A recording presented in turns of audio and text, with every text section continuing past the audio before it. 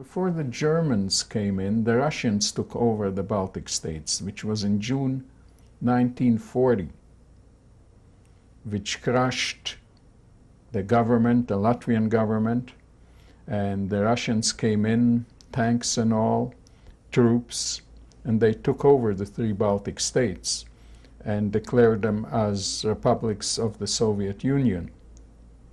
The Latvians, of course, were very unhappy about it.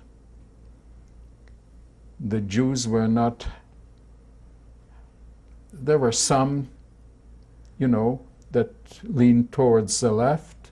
They accepted it quite well, and others, like ourselves, we adopted to it because our family definitely didn't lean to the left politically. And they nationalized our property, they nationalized the factory.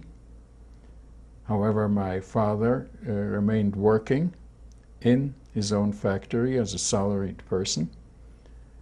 And life had changed.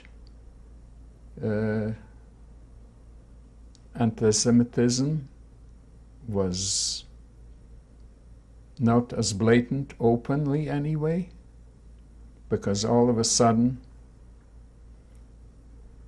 we've become, in a way, allies against the Russians, at least part of the Jewish population.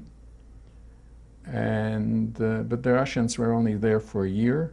That's when the war broke out in 1941, June the 22nd. When did the Russians exactly come in? Which year? The Russians came in 1940, in June. How did it affect life in Liepāja?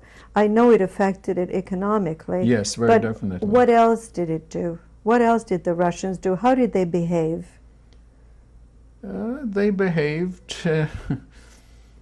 Some of them behaved, some of them didn't. They tried to introduce a lot of Russian culture, Russian concerts, Russian shows, and a lot of Russian propaganda.